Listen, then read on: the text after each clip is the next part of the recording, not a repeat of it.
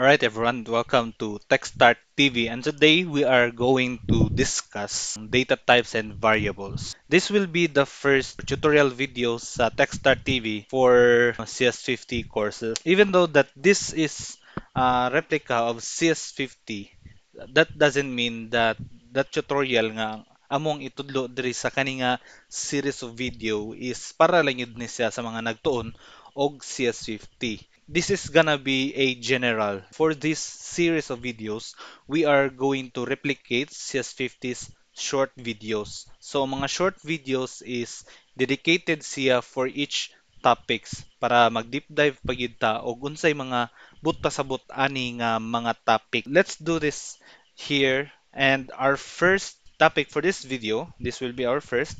It's gonna be data types and variables. Right? So this will be one of the most fundamental topics if you are new to programming, not just in C language, but this is applicable into most programming languages, not just C language, but also Java, C++, C Sharp, and even though if nakagamit na ka sa una og Python or JavaScript, even though dito nga mga programming language, you don't explicitly say that this variable is a string, this is integer or float, but kani kay makita ninyo or masabtan ninyo kung unsa siya underneath the hood. And if you are taking CS50, gamit gid ni siya sa imuha para mas masabtan nimo maayo, or even if you are just new to programming, not necessary kung unsa imong course, but for as long as you are learning programming and you're new to it, this is the very fundamental data types and variables. And most of the time sa ako mga nagian, mo pud ni ang topic nga pinaka challenging sa ilaha. Data types and variables. Na siya mga different meaning guys. So like I said, nga unlike sa modern programming languages, ang C language, because C language man ang atong gamit sa CS50. Sa C language, mag-require gid siya nga i-specify nimo ang data type sa kada variable nga imong ihimo. The first time you use that variable. Let's have a look at some data types that come with C and the data types we will also provide in CS50. So ang pasabot gyud ani naay mga data types nga built-in na daan sa CS50 and naapod mga data types nga built-in or pre-made na daan ni CS50 para sa inyo ha. Naay mga data types nga built-in na sa C language gid mismo. So maghatag ko ana og module sa inyo ha or tamdanan para makita ninyo kung unsa ang mga different data types nga atong gamiton sa pag-program, particularly in C language. This is not only applicable in C language. Data types and variables is very applicable to all programming languages gid because this is the very foundation of understanding of all the data types and variables of all the data in the world. Ingon lang gyud diri ang usa ka variable nga imong i-create,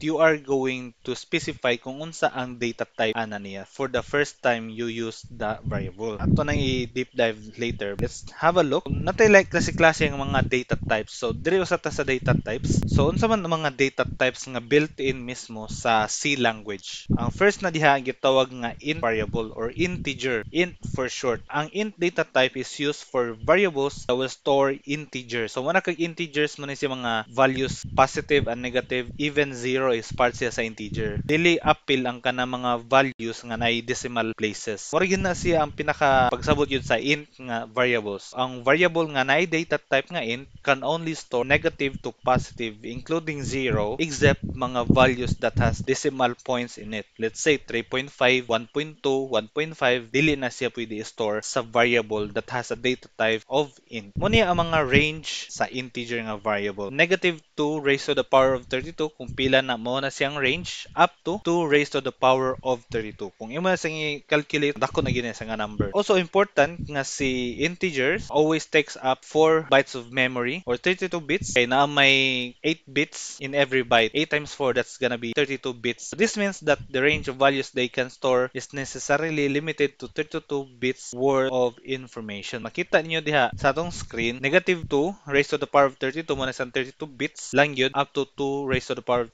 32 bits. We're going to talk more about in the next videos para mas masabtan gid nato. Next is gonna be unsigned integer. Muna kag unsigned integer kay wala gani sign mo ana ka o sign, let's say -1, -2 or -1,000,000. Kana nga number is nasa negative sign. Pasabot lang yun sa unsigned kay walay sign ang imuhang number nga gigamit. Muna gitawag unsigned. Si 0, apil si 0 guys up to 2 raised to the power of 32nd minus 1. Kung pila na siya mura na ang range atong magamit nga integer. Muna siyang unsigned integer is a qualifier that can be applied to certain types, including int, which effectively doubles the positive range. Kaya kung regular good nga int, nabahin ang gidakon sa int, if we're talking about kana positive int, nabahin siya sa positive ug negative. But sa unsigned int is imong gitagaan og capacity ang variable to store twice as much. Mao na siya ang unsigned integer. Gamay ra gyud sila kalahian si signed integer, na lang siya mga negative values up to -2 raised to the power of 32, while si unsigned integer, yung value from 0 up to 2 raised to the power of 32 minus 1. Next variable will be char. Char is short for character or car. Char,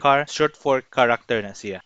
Ang kaning char kay mo na siya gitawag nga character. Every letter nga makita niyo karon sa ako ang presentation is gitawag na sila mga character. And there is a programming para ma-represent nato sila sa world. Kay kailangan bud nato maghimo ta og mga variable nga ma-store og mga char or characters data types. So let's say natay usa ka variable, buhatan nato char ang iyang data type, store a character in it. Character lang usa lang ka letter or usa ka number. So that's gonna be a character. Even ang ato mga special symbol or special signs, that's also considered as character. As per the size of the character as well, or the size of that variable character, mas gamay siya i-compare sa integer because ang size lang sa character is only from -128 up to 127. But character variables are also considered mga unsigned variables, which means that dili gid ta maka-store og negative values sa character nya data type. In each character is also represented by number. So as you can see, ang character range na to is from -28 to 127, but we can always disregard na gid the values below zeros. So we only have to care about the 0 up to 127 because each number from 0 to 127 represents a certain character, and that is what we call as ASCII code or ASCII characters. So nasa ginawag mapping of characters. We'll discuss more about ASCII code as we go along dato ang series, but you can always search about ASCII code. So nara ang spelling sa screen, ASCII, ASC, double I na siya. We want to call it ASCII. So every character takes up 1 byte of memory, 8 bits. The general or dapat lang yung magbawaan yun sa char is it stores character values. Mga character, mga letter. Kana mga letter, characters man na sila. Ang mga numbers, even space is considered character. Next, float. Unlike sa integer nga variable, float along with double nga data type, they store decimal values or real numbers. Kanang pong mga decimal points, ang technical term po dana diri sa programming is gitawag sa mga floating point values or also known as real values. Sa integer, dili ka makastore og let's say 1.2. Dili ka makastore ana sa integer or int nga data type sa variable. But here in float, you can store 1.2 or 1.23 or -0.11 some. Even if nakadecimal, pwede gid na siyang i-store basta ang data type ana nga variable is float or floating type variable. Ang space pod nga i-take up sa kaning float is only up to 32 bits. So same ra pod siya sa in 4 bytes of memory. It's a little complicated to describe the range of a float, but suffice to say with 32 bits of precision, which some of which might be used for integer part, we are limited on how precise we can be. Limited ra kita kung unsa ta ka precise when we are using float because we're just using 32 bits ra gyud. Di sad ta makabutang kung unsa gitong range pretong unlike katong mga previous nga mga data type, makabutang gyud dito kay naka-fix naman, but sa float kay lahi gid siya. Same with double data type, floating point values gyapon niya siyang double, the same sa float. The difference is ang double is double the size than the float. Ang sizes magmatter gina siya diri sa data type, pila man lang ang maximum nga pwede i-store ana nga data type, di ba? Magmatter sa gina siya especially if you are using very large number. So let's say 0 point and you have let's say 50, you are needing 50 decimal points. Aside from the data types that I have mentioned from int to char, to float, to double. Si int is about integers, di ba? Si char is about characters.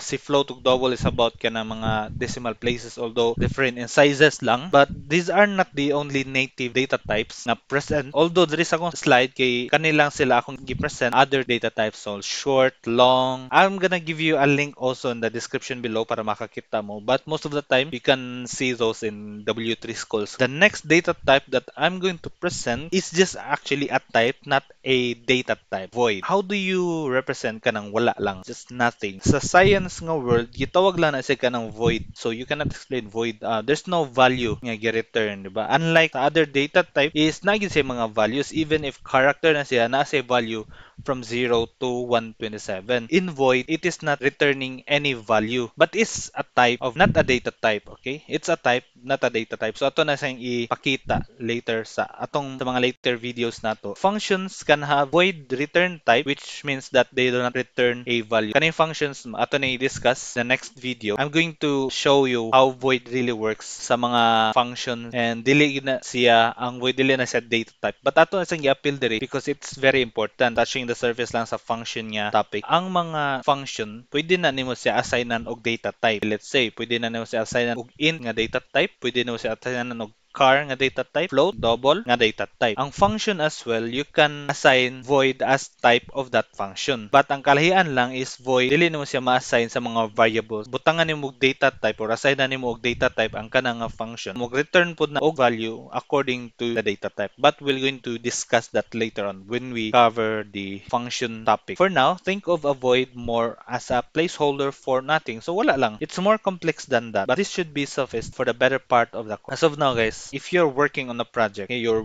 working on a problem, and kita kag mga void diha, pasag din lang na sila. If kanang wala lang kay butang nga parameters sa imong function, then just type void. Kani para lang ni sa mga nag-C, C or C++, working on that. Those are just 5 primary types you'll encounter in C. So mo man to sa mga pinaka-mother man gud nga native nga data types, no? Napod na sa mga anak, napod sa mga other variations sa aton. So in CS50 as well, or sa CS50 mismo, is naa sila kaugalingon nilang mga data type, mga non-native ni siya or kanang mga gi-define na ni siya nga mga data types nga gihimo na gid siya ba para magamit sa kanang system na bool or boolean. By default dili na siya native nga data type, unlike sa other bool or boolean. Kung wala kag boolean, it's gonna be nagpili lang ka ba either yes or no, true or false. But in programming, true or false gid ang imong pilihan sa boolean, whether kani nga statement is true or false. Boolean is very useful yun sa ato ang pag-program, especially when we get to the part where we use boolean in conditional statements. If ang kaning nga statement is true, do this, this and that, maabot ra ta diha dapita. For now, kaning bool para magamit nimo siya sa imong project, sa C language nga project nimo, you can define your own boolean, but you can always use kung unsa man ang naadaan sa CS50. Be sure to include CS50.h. So include ch, but nana say hashtag include CS50.h at top to your program if you wish to use the bool type for your project or C language nga project. Same with string. Sa string, guys, if natay character nga data type, sa string, series of characters siya. Because here's the catch for the character nga data type. It can only store one character. Let's say A. A ra gid pwede ma-store nimo sa data type nga character. You cannot store more than one character diha dapita. Para ma-resolve na siya, let's say kung ganahan ka magbutang og pangalan diha, butang talang Andrew, para ma-resolve na nimo siya is imo tong isumpay-sumpay ang mga character para makabuo ka og string of characters. In technical terms sa programming, gitawag lang gid na nato siya og string of characters. May it be ang kaning string of characters naaba ni si mga letters, numbers, symbols, even mga emojis. Part na gid na siya string of characters. Okay, so used to variables that will store series of characters which programmers typically call string. So mo na gid na siya ang kanang pangalan nimo nga makita nimo sa imong Facebook, ang kanang mga title kanang sa YouTube. So string na gid na sila. Okay, even mga numbers kasagaran string na sila. Mura gid na siya imong imong subtun for now. Data type kung unsa ang type sa variable nga imong i-create. So let's say string, and then pangalan nimo ang imong variable. Let's say string then the name of my variable is age, or let's say string, kasi age numbers man no, balikta. Ang data type na to is int, ang pangalan sa atong variable is age, tas ang value niya is 18. Nag-create ta og variable nga gipangalan natog age, tapos gitaga natog value nga 18. Always remember guys that your data type should always match the value of your variable, because if nagbutang ka diha og string sa imong data type, tapos ibutang nimo kay 18 baron, and you expect the kanang compiler or kanang ang C language nga ma-understand niya nga imong gibutang diha kay string na siya without explicitly saying nga string na imong gibutang, magtuo ang compiler nga imong gibutangan og int nga value or number nga value ang usa ka string nga data type nga variable, so magka-error gid na siya. So that's the most one of the most common errors sa mga beginner sa programmer, no? So magkamali sila sa lang data type og value. So dapat kung string ang imuhang data type, dapat ang value pud nimo kay string pud na siya.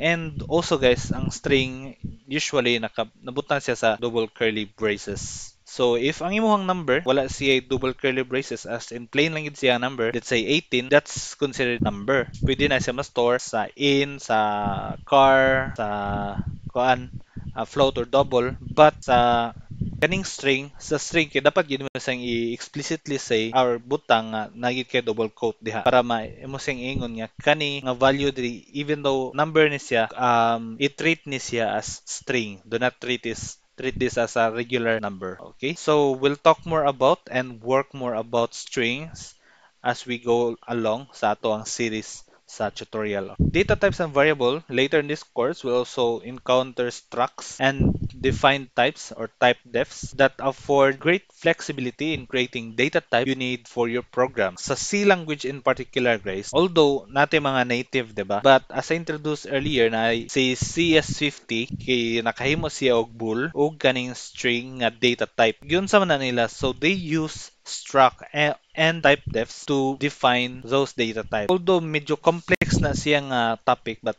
we're going to discuss that later on sa itong mga videos. But for now, let's create, let's manipulate, and work sa itong mga variables. So natin mga examples dire to bring into existence, dapat at maghimo taog ka ng variable. Sa atong mga examples dire, so natin duha or sa kaning at least kaning to bring variable to into existence, you need simply specify the data type and the variable, data type of the variable, and give it a name. Let's say int number and car letter. So don't be confused guys. Ang kaning mga naka-green nga part mo ni sila yung mga data types. So int meaning integer, tapos ang pangalan sa akong variable is number. Don't be confused. So number muna siya ang pangalan sa imong variable, tapos ang data type niya is int. The next nga variable kana sa sunod is ang data type niya is car or char, tapos ang pangalan sa kanang character nga variable is letter. Don't be confused guys. So ang pangalan sa atong car nga variable is letter. Okay? Wala. So from that moment guys, when you do it in your C language or even sa Java, is you already created an instance or an existence of a variable. Even though as of now is wala pa gid na sila yung mga value or wala pa yung mga values nga naka-store ana nga mga variables, but it already existed. You already set it up. Okay? So if you wish to create multiple variables of the same type, you specify the type name once and then list as many variables of that type as you want. So, sa una natong example is, let's say manatag int number. So, there is only one variable that has been created. Wala pa yung value sa. So, one variable that has been created tapos ang pangalan kay int. But the second example is natay int usa ka data type tapos natay duha ka variable names which are height and width. So during the pita, kani nga line pa lang is we already created an instance of two variables. Ang idea ni niya is hitting two birds with one stone. Ni-specify lang kag sa og int or imo lang giingon nga int nga data type, tapos nagbuhat na din kag duha ka variable which imong gipangalan og height and width, tapos kani si height ug width kay nana ni sila data type automatically nga int kay mo naman gi-specify pag una, basta kay i-separate nimo sila og comma. And don't always forget guys to add semicolon at the end of your code or at the end of that line. Okay, And most of the time, upod na ang mga errors gyud sa mga beginner sa programming. So, same with float. So, si float sa ubos is na siya tulo ka instances. So, si squirt, sqrt2, sqrt3, and pi or pi. Gi-define lang og cause sa float, but then, gi-create siya og tulo ka variables. Pwede na nimo buhaton guys para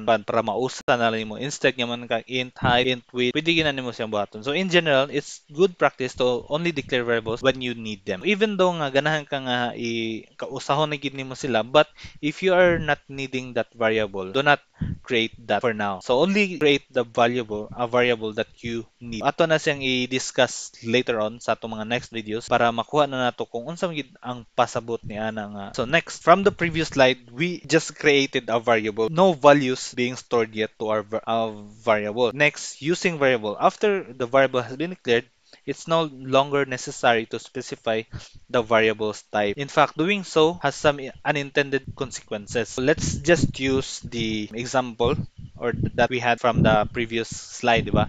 So int number and car letter.